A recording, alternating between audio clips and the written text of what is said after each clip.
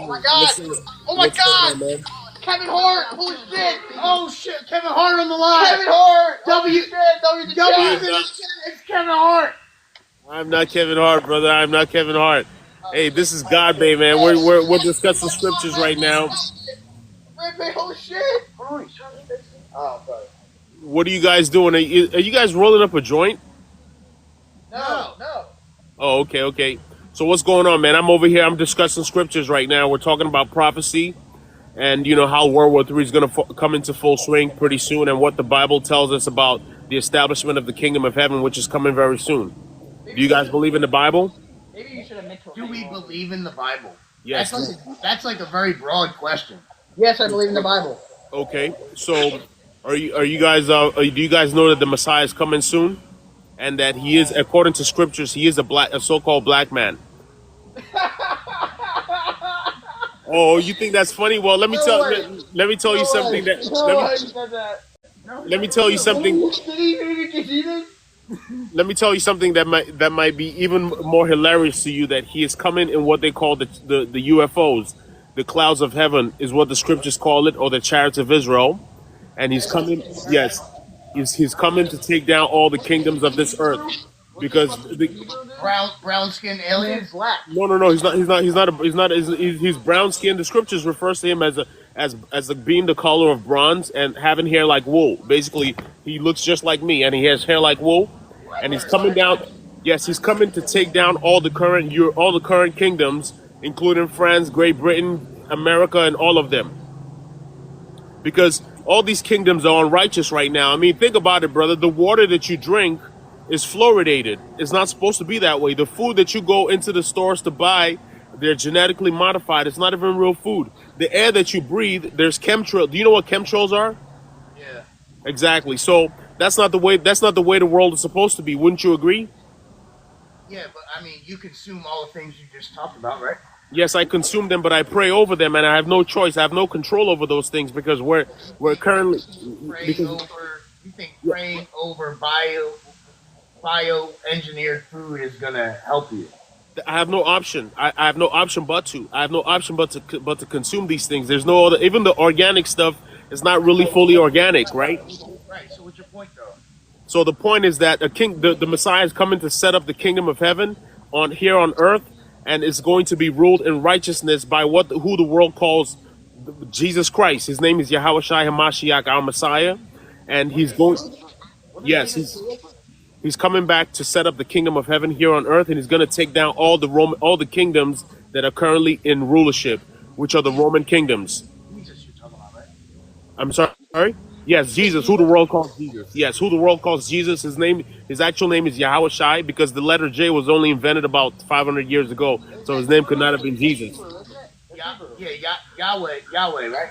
No, Yahweh is the Most High God, and Yahushua is his son. His name was actually Joshua if you convert it to English, but in the Hebrew it's Yahushua, because the letter J is an extension of the letter Y. There was no J in the Hebrew letters in the Paleo Hebrew. So are you familiar with the Daniel prophecy? Are you familiar with the Daniel prophecy? Have you ever heard the name Nebuchadnezzar? Have you ever heard the name Nebuchadnezzar in the Bible? No. But you've heard of the prophet Daniel, right? Yeah. Daniel and his friends, their names were Shadrach, Meshach, and Abednego, right? They were put in the furnace, and the Lord delivered them from that. Okay. So, in the Daniel prophecy is one of the most important prophecies in the Bible. Nebuchadnezzar, the king of Babylon, had a dream, right? And the dream was of a statue of a king, right?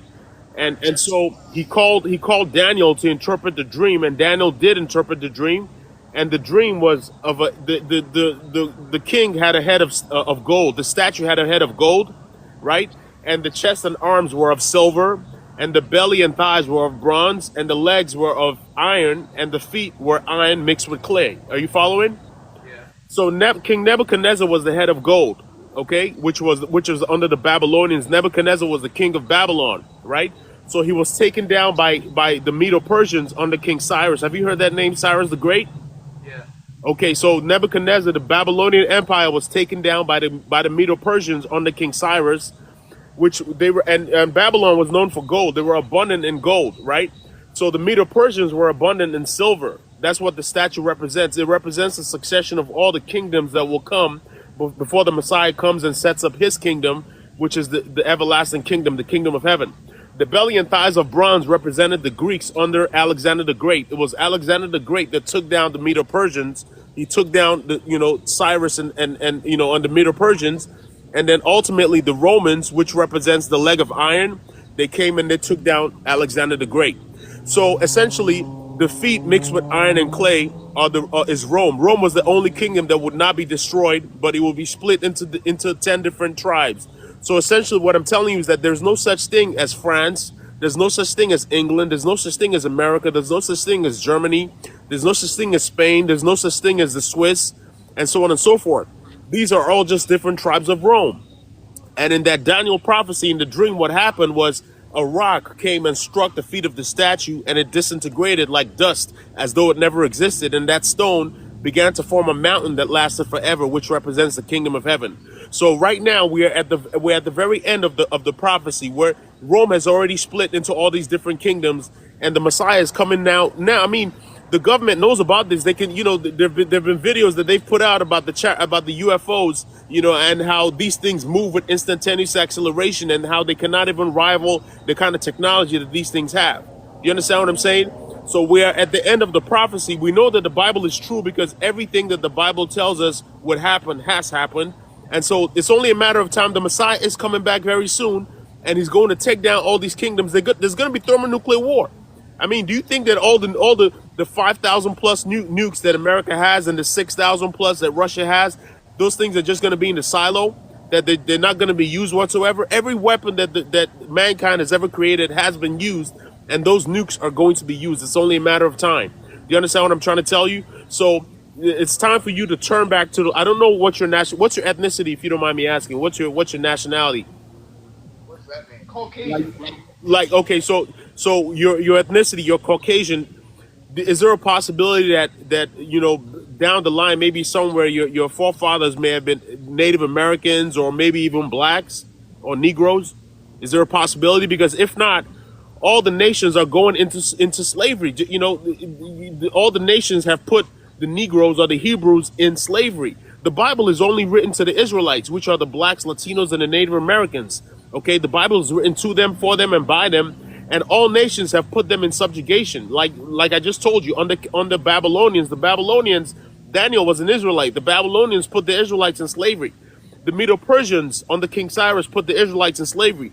The Greeks under Alexander the Great put the Israelites in slavery. The Romans obviously put the Israelites in slavery. The Christ, the Messiah, was killed under Roman occupation. Do you understand what I'm saying? So when the Messiah returns, all these nations are going into slavery, and they're going to build up the kingdom of heaven in the same way that the Negroes built up America and don't really get to partake in it.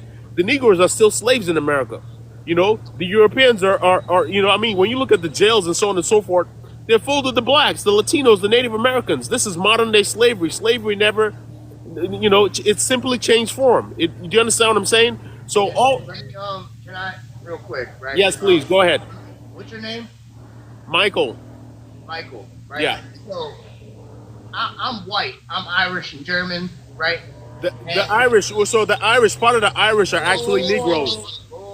Right, so what you're saying right now is kind of like, pretty much like, I don't know, you're stereotyping and you're kind of pushing division. You're kind of pushing division, and it don't really matter what color. The Bible pushes division, brother. The Bible is about division. I can pull up a scripture that tells you right now that even the people in your household are going to be against you when you fully accept the scriptures. The Bible tells us that. The Messiah comes. I don't feel like color matters. No, color does not matter. It does not matter. That's why I told you that it's possible that if I asked you, is there a possibility that some of your people could be Native Americans, because color does not matter. The Israelites have gone into slavery.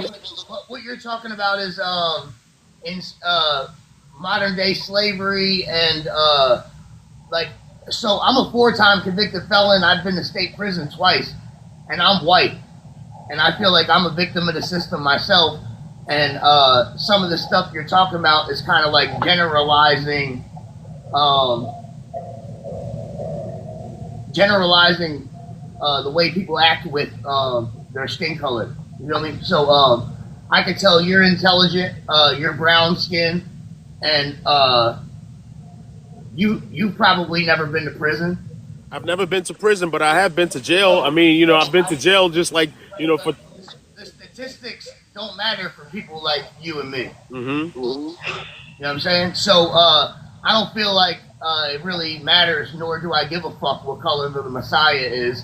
Well, if it didn't matter, why would they make him a so-called blonde-haired, blue-eyed person? Why would they do that if it didn't matter? Okay, so if you go look at the Chinese culture, if you go look at all these other countries, they all depict Jesus a different way. So who's to say who's right, man? That's not true. That's not true. They're all different.